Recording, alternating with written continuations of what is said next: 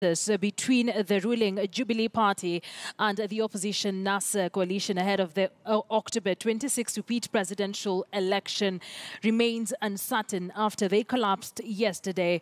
Representatives from the NASA coalition stormed out of the joint meeting at the Bomas of Kenya in protest against plans to fast-track the changes of two laws. At the same time, NASA MPs walked out of a parliamentary debate on the same as Jubilee MPs voted 144 to 53 to shorten the time needed for two election-related bills to be amended. The proposed changes concern how future presidential elections will be handled and how to punish electoral officials involved in conduct of elections who do wrong. NASA has, in the meantime, insisted that they will go ahead with national demonstrations beginning Monday next week. In these deliberations make no further sense. Friends in NASA, in their imagination, are thinking because they pushed through some consensuses in the past, using threats to violence and intimidation and trying to intimidate the majority, that this time round they can use the same tactics to get what they have always got. We don't need any more laws to give Kenyans an election on 26th of October. But if Parliament passes the laws, I've also said I hope those laws will not change the framework we have put in place, because if they do so, then they'll put us in a very precarious situation. That is a conversation I'm going to have in a few minutes here in studio with NASA CEO Norman Magaya and Jubilee Party Vice Chairperson David Murathe from our City Centre studios. So let's take a quick breather. We'll be back with that conversation. Don't go too far.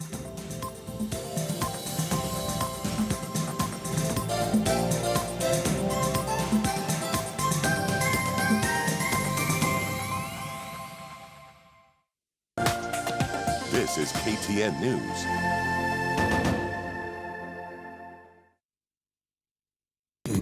Excuse me, listen up. Standard Digital has no outrageous headlines just to get clicks. We take our watchdog role seriously. We bring you the news without any special interests. Accuracy is our first priority. What are you waiting for? Visit www.standardmedia.co.ke now for the full truth. Standard Digital, true, vigilant, unbiased.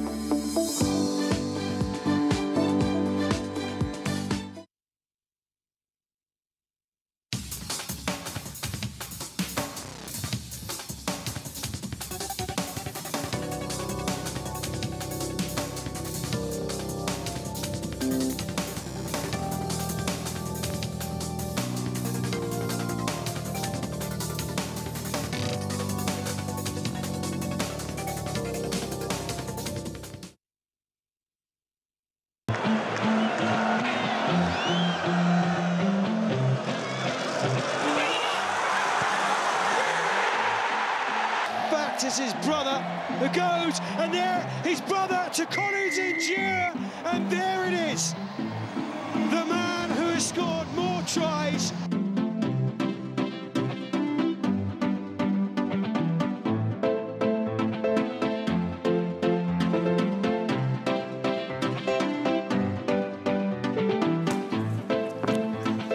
Sisi ndisi na hapa ndipo.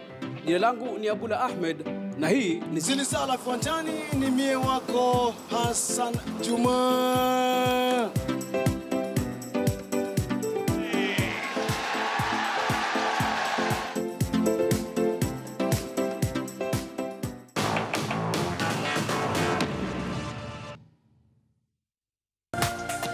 This is KTN News.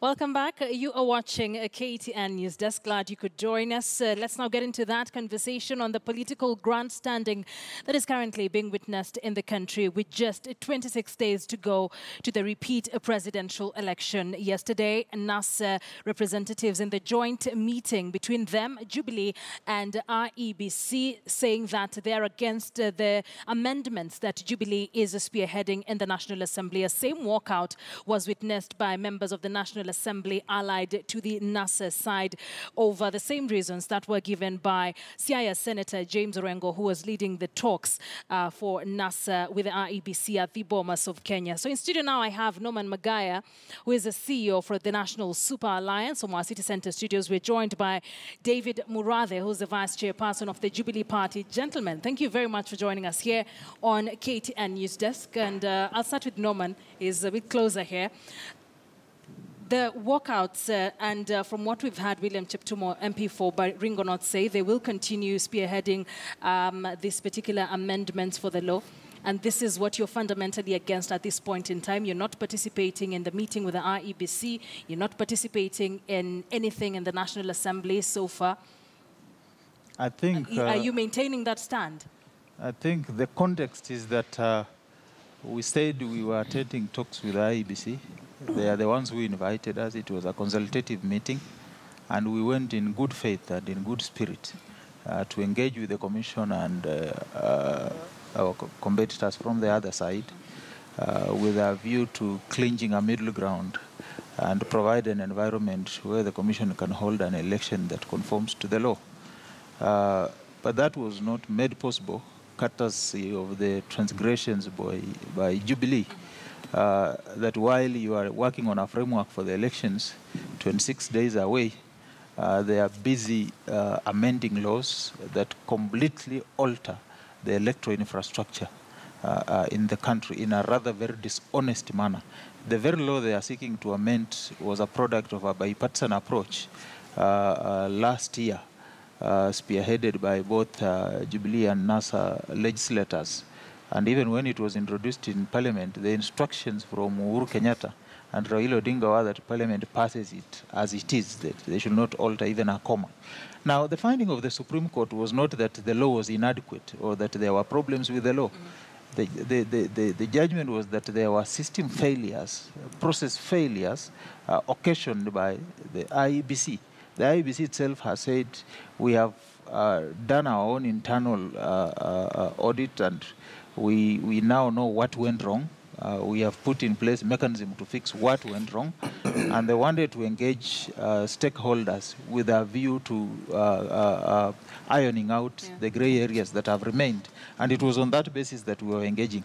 But when this bill is introduced, that simply takes us back to before 2007. It actually takes us to 1997, the electoral system that was there at that time.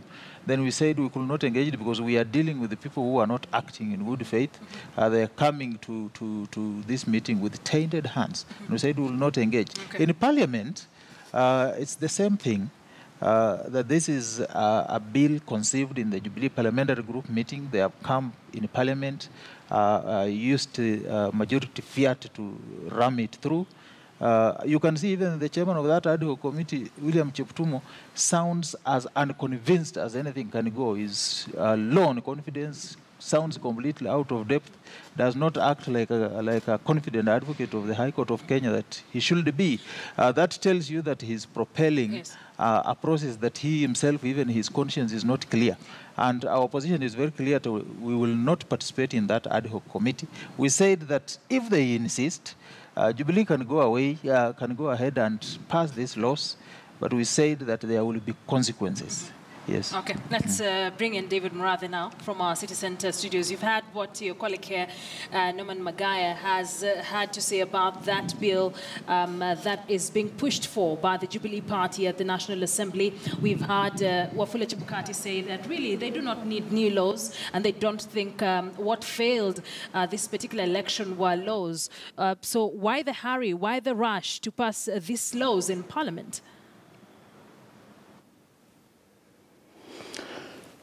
There's no rush to pass the law. Number one, it is true that there was inter-party talks at Windsor prior to this election. It is not true that they were passed without amendments. There were some amendments that were done. But even having said that, I would like to understand from NASA what is the connection between the meeting that they were supposed to have between Jubilee, NASA, and IBC, and what was going on in Parliament. Parliament is one of the three arms of government. In fact, it is, of the three arms of government, Parliament is supreme, because it is the people's representatives. It makes the laws. It gives the other arms of government budgetary provision. It is Parliament's intention when they make the law is what the judiciary interprets and then the executive implements. Now, what Naman is not telling you is that their own housekeeping issues is what is holding back Parliament. They cannot decide who is going to sit in which committee. The other day when they said Bandi is the minority leader, Naman was busy tweeting that no decision has been reached. 2 hours later, their party leader was saying, yes, indeed, he is the leader. Let them sort out their own mess and not bring it to the House. So I also wanted to say something about this election and these electoral laws. These are to seal loopholes. Remember, the court never found any criminal culpability on any official of the IBC. They talked about systemic failures of the process. And that is why the court also found that you need a complementary system of transmission, so that if the problem was transmission, let us fix it. So it's like a fallback position. Mm-hmm. If there is no network, for example, what do we do? And if Naman is going to be very honest with the Kenyans, he knows. One of the complaints they had initially was that even as the texts are being sent from the KIMS systems, the form, the image was not coming, and they started demanding the original copies of the Form 34As and 34Bs before the IBC could announce the election result. So this is what we are saying. So is it physically? Yes, is it that you think that this Form 34As and Bs in the original form would not be important in an electoral process? There was a system where, you are supposed to have a portal, which as the KIMS are transmitting to the constituency tallying centers. Simultaneously, it was going to transmit to the national tallying center. That is what was scrolling on those numbers. That is what they were disputing.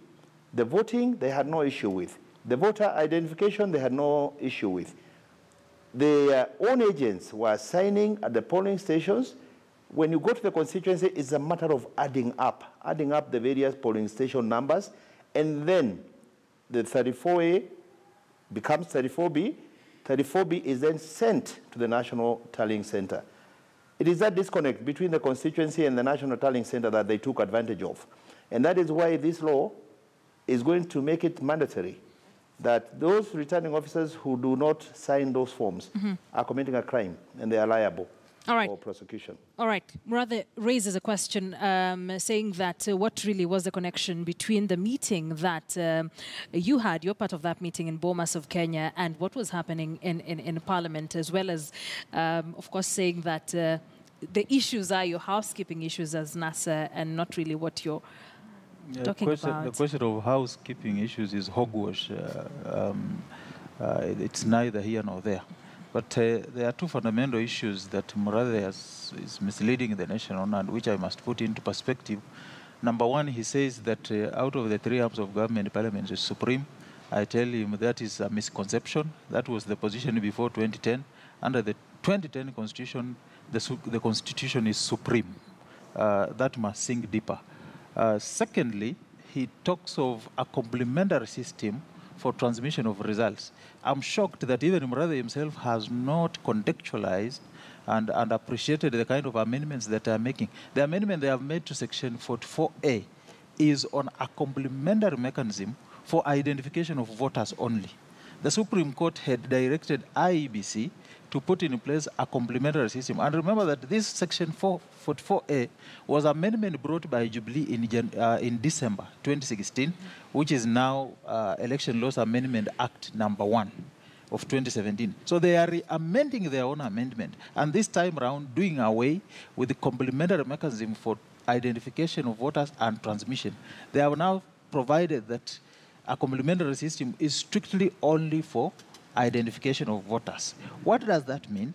What they want to take you back is the situation where we used to have manual identification of voters that gave room for dead voters to rise from their grave, cast their votes, and go back.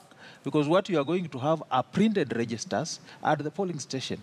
And one of the foundational principles of the Kriegler report was that the manual register rendered itself to manipulation and fraud because you could not get an audit trail of exactly who turned up to vote on the election day. That is what the amendment they are proposing to Section 44A does.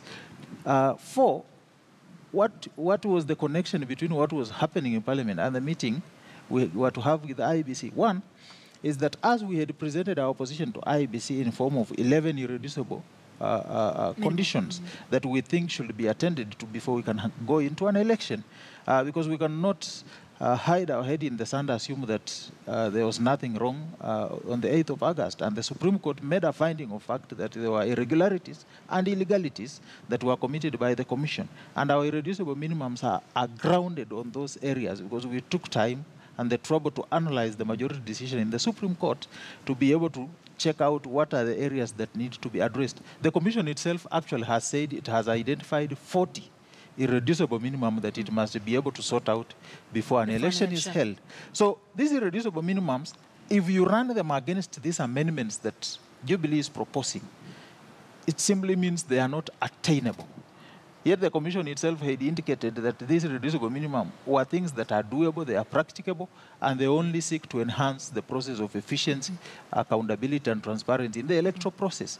So you cannot go to a meeting to discuss a document that is being washed away by the amendments being proposed by Jubilee. And it was on that basis that we told the Commission that based on what is going on in Parliament, unless we can get a guarantee, and there was Jubilee majority leader there, Senator Murkomen, there was a deputy speaker there, Kindiki, that unless we can get a concession that this process in Parliament can be halted to allow the consultative talks to proceed, so that if those consultative talks could arrive at a middle ground, then it could alter the manner in which the proposed amendments were being undertaken.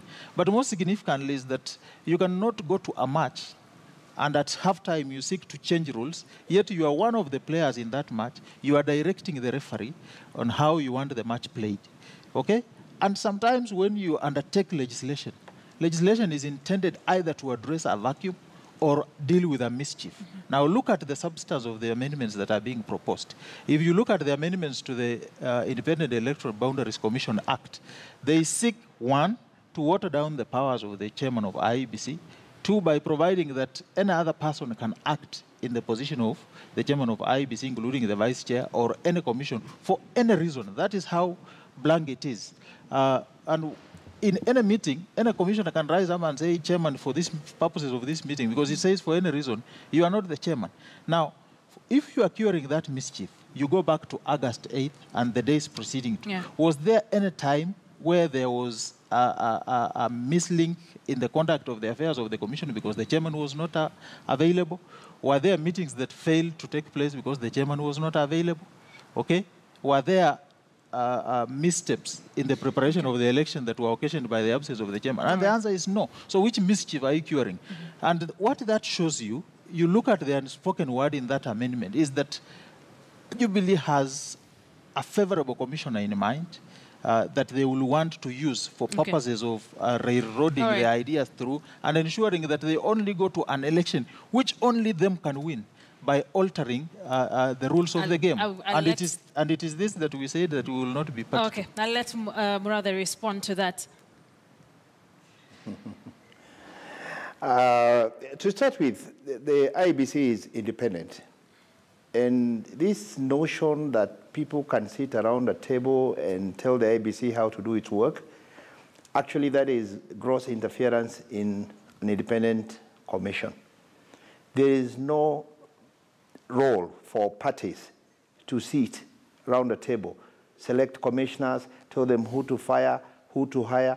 That is the work of the IEBC as an independent commission. In fact, my own view is that those talks should not have been in the very first instance. Number two, we are not changing anything in the middle of a game.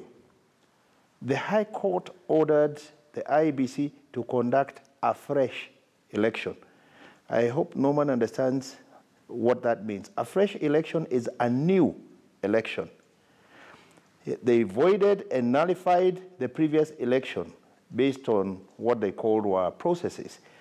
And therefore, it is incumbent among the political players in Parliament, not outside Parliament, to go and look at, do an audit of those areas of processes which were problematic and seek to cure that. I'll give you an example. If the chairman, for example, today resigns, nobody else under the law can be the returning officer for the IEBC. So they're trying to cure that the vice chair, for example, can become. There was a condition that the chair has to be legal qualified to be a judge of the High Court or something. We're saying Archbishop Chebo, the Archbishop, they retired, Wabukala, who is now in the EACC, Wabukala, can chair it, all right? And we're also seeing areas where they then made it sound like it was really not about numbers. Kenyans who queue from morning to evening, then you tell them that their numbers don't matter. What matters is processes. That is what we are going to have to do away with. Because the election is a very simple exercise. If you looked at the German one this week, people walk in, they vote, they go about their businesses, the votes are counted. The KIM systems were working. Now they're saying the supplier for the KIM system should be disqualified. They're saying Safaricom should be disqualified. They're saying Algorea should not print. I don't know at what point, within the limited time left, that they're going to comply with the finding of the Supreme Court that the IEBC, as currently constituted, should redo this afresh, starting from scratch, and do it properly. Let me pick it up. Because what we are seeing are attempts to derail the entire process. Okay. Let me pick it up from something you've just said, that in essence processes don't really matter. From that bipartisan committee led by Kindiki Kithure, the senator, and James Orengo, what they passed in essence were processes that should work for our electoral system. So what changed between then and now? Because both sides agreed on the same thing, yes. If they did. But if, for example, you are in an area where there is no 3G or 4G network, are you going to die? You have to have a backup system that enables that process to be completed successfully. Like I said, and Naman is a witness here, and that is why you have now members of parliament, senators, women reps, MCAs, etc. Because everybody went into the polling station and they voted. And you went in with your biometrics, you were identified. You were given the ballots, you voted. In the evening, everybody is supposed to have agents that were counted. So at that polling center, everybody knew who got what. We knew. I hope the tallying center also has that information. From there, they were transmitted to the constituency. And according to the law that they changed themselves, the results announced by the returning officer at the constituency are final. Everybody knows. There are only 290, for heaven's sake. 290, you can even get those forms airlifted by helicopter, by armored personnel carrier to the National Tallying Center. That is what they do not want. And that is why you're finding, because they know the results of the 290, that is why they will never agree for those ballots to be opened, to be recounted. And it is not Uhuru who was denied victory. It is the Kenyan voter who voted. They are the ones that you're saying their votes do not matter, that processes are more important than the vote that they cast. Now, that is what we are having an issue with. So what does this mean in essence? Because a number of the amendments that you seek to make, just before I let Norman react to some of the things you've said there, going back to manual identification, the agreements that just cut down the loopholes that have been there since, as far as the manual system is concerned. Are we not going back to some of the things we are avoiding to have in our next elections? We are not changing anything in terms of the voting processes and procedures. The only area that we have a problem with is in the transmission of results from the constituencies to the National Tallying Center, because that is where the problem arose.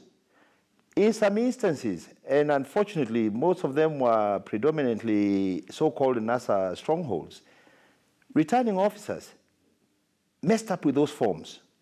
You're told that if you test a form on the KIEMS kit, you cannot then send another one. So they would then fill out a photocopy or another piece of paper and send it, and then these people would say that is an invalid Form 34A. So we're saying in this instance, number one, I think we should even have an amendment in those amendments to make it mandatory for every player to have agents in every polling station. Even in Moranga, we want another to have there. We want to have them in Bondo and in Siaya, so that, and we make it clear that they must sign those forms, so that you do not talk about forms which are not signed, to suggest that there was rigging or attempts to falsify the actual data. That is where we are coming from. Norman, before you come. Brother, I was with you here in studio a few days to election, and I warned you that if this election you stole, I will catch you. And you are caught. You stole, you are caught. That is the beginning. But most importantly, you are raising issues purely splitting the hairs. And I can understand your discomfort to discuss the issues substantively, because you know precisely what that means to you. You have insisted so much that you won this election, and you so much turned around numbers that you had an overwhelming popular vote. If that were the case and you obtained that vote under the legal regime that operated on the 8th of August, why will you want to change it? You will want to go to an election knowing that that regime ensures that you are victorious, and that regime will still ensure that you win on the 26th of October if an election were to happen on that day. So your attempt to change the law is to ensure that all the loopholes that existed then and that were the reasons why you were caught in your theft is what you want to do away with. By introducing manual processes, you take us back to pre-2007, where returning officers will go missing with the constituency tally sheets, where constituency tally sheets will be altered. You remember the late Samuel Kivuitu saying returning officers are somewhere cooking results.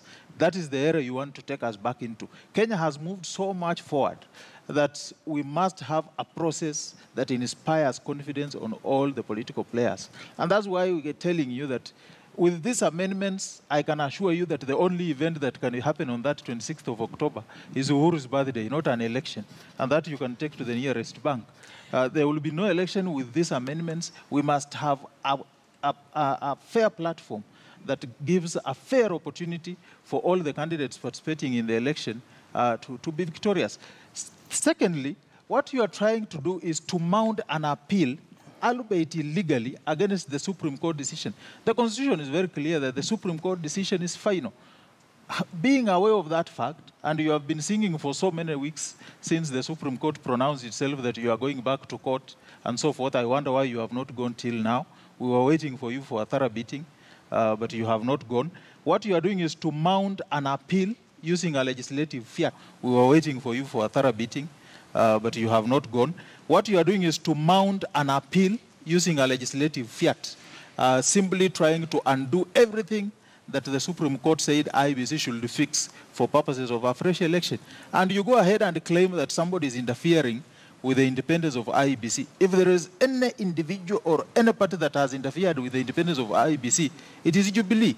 How are you doing it? You are using a legislative fiat, one, to determine how even the commission conducts its meeting. You are now moving the quorum, which is the practice across all independent offices and constitutional commissions in Kenya, from 5 commissioners to 3.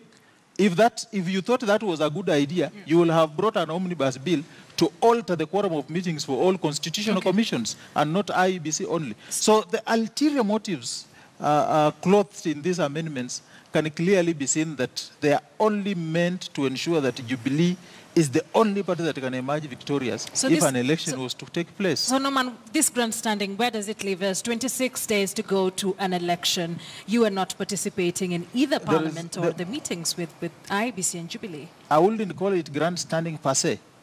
Drop the amendments, we sort out the few things that are there, we will have an election. It is that simple. Because there is, even the Commission itself has said, they were never consulted. Their opinions were never sought in crafting these amendments. They are the experts. They are the managers of this election. They will have input to give to inform any drafting of any amendments. And the Commission has come out very clearly and said we don't need any law to deliver a free and fair election to Kenyans. All right. Yeah. Murathe, NASA says it is not going to participate in even the ad hoc committee that is in Parliament, but Jubilee has insisted that it is going ahead with this particular bill, amendment bill. Do you think it will be legitimate in any way if it will only be Jubilee members of Parliament participating? I'm glad you have picked out the grandstanding from the NASA side. I only want to advise my friend for free. There is going to be an election, and going forward, I actually think that what this country needs now is a benevolent dictator. People have been too soft so that things have gone rogue. That is why you find places like Rwanda are very stable, Uganda is very stable, but this country, people wake up and make pronouncements to the effect that if you do not do this, if I don't have it my way, there is no election. Who are you to say that? I think we have to be careful where we're going with this. Naman. Murathe, your models of democracy speak volumes. That you can cite Kagame and Museveni as your models of a democracy speaks volumes to an extent that under the new constitutional dispensation, you can speak of a dictatorship. It simply means you have the wrong man in the seat. If it is too much for your man, please tell him to pack up and go to Gatundu. So, if we are not talking about democracy here. We are talking about law and order. And we are saying this constitution is not a license for people to disrespect institutions. And I can tell you, Naman, going forward, you can demonstrate from January to December. People want to get on with their lives. Kenyans want to continue with their lives. It's not going to be politics day in, day out. And this has to come to an end. So does this mean we are not dropping? It is going to come to an end on the 26th of October. Does it mean we are not dropping these amendment bills to just wrap it up? We are not dropping these amendment bills? Oh no, it will be law. They are on recess. We managed to push through the first, the publication to 1 day, and we're going to come back on the 9th. It will pass. By the time we're going to the election, because this week is for public participation, let Naman and the others go and give their views. After the 9th, we're going to go to the election. All right. David Murathe, Vice Chairperson. With the new amendments. Okay. There will never be an election with amendments, David. And those empty threats you are issuing that you want to introduce a dictatorship, we have been there. We will defeat you, David. You will not introduce dictatorship in this country. And you better tell this to your man, that we will not take threats. You will not intimidate us. We will exercise our freedoms and rights as enshrined under the Constitution. We will have an election that conforms to the Constitution, not an election that pleases Uhuru Kenyatta and William Ruto. We will not have such an election. All right. Yeah. Okay, that's fine, that's fine. Okay, gentlemen, let's wrap it up at that point. Thank you very much. David Murathe from our City Center studios is the Vice Chairperson of the Jubilee Party. Norman Magaya, CEO for the National Super Alliance, NASA, maintaining that there will be no talks, there will be no participation in the select committee that is looking at the Electoral Law Amendment Bill 2017 and the Electoral Law Offence Act 2017. But Jubilee side insists they will go ahead with the bill. We'll see how that goes, even with just 26 days to go to the fresh presidential elections. Gentlemen, once again, thank you very much for joining us here on KTN News Desk.